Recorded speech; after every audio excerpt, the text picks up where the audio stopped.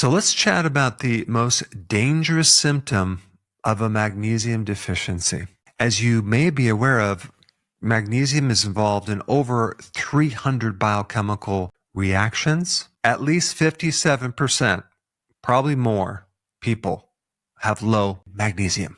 Magnesium is involved in energy production, the transmission of nerve impulses, the ability to allow muscles to relax, blood sugar issues, and the list goes on and on and on. Now, several reasons why people are deficient. Either they're not getting it from their diet because they're not eating the right things, or they're eating the wrong things like processed foods, carbohydrates, alcohol, and also inflammation in your gut. Any type of bloating or chronic inflammation in your gut, that can prevent your absorption of magnesium.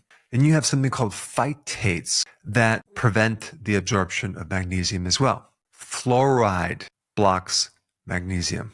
Soft water versus hard water blocks magnesium. In fact, they've done tests on this. There's a high correlation between people that have these water softeners and a higher risk of getting heart attacks versus people who just drink hard water, spring water, things like that.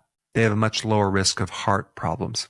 And then you have just all the food additives, very specifically the phosphates in the food additives. And you probably see it when you start reading the labels on ultra-processed foods. But I want to cover 12 symptoms of a magnesium deficiency, starting with number 12 and working backwards until we get to the most dangerous symptom, which you need to know about. Number 12, muscle cramping.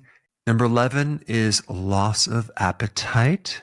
10 is nystagmus, where your eye is kind of going back and forth.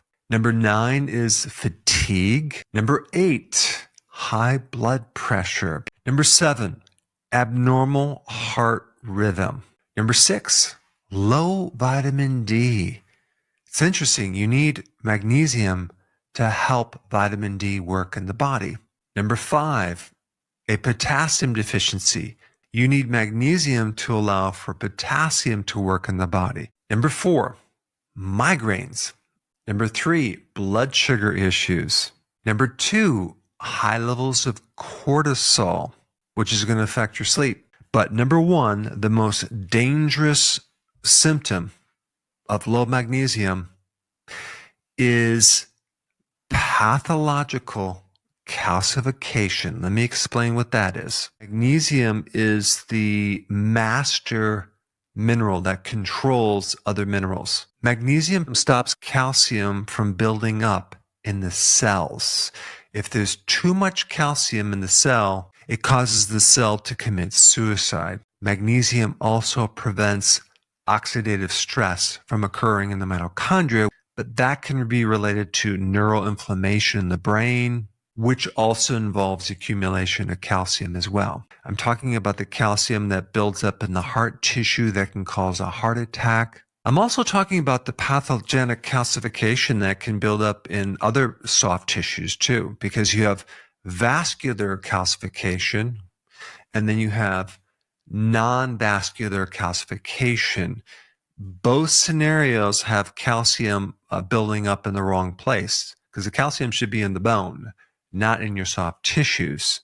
And I've talked about vitamin K2 helping protect against calcium building up in the arteries, but you don't want to forget about this magnesium. It's also important. Now, when we're talking about this pathological calcification, we're really talking about a calcification that is not normal. It usually follows inflammation, and some of the key factors that help regulate this and prevent it is magnesium, vitamin K2, zinc, vitamin D, and boron. If you have not watched my video on boron, this is a very neglected trace mineral that is fascinating, and I'm going to put that video up right here. Check it out.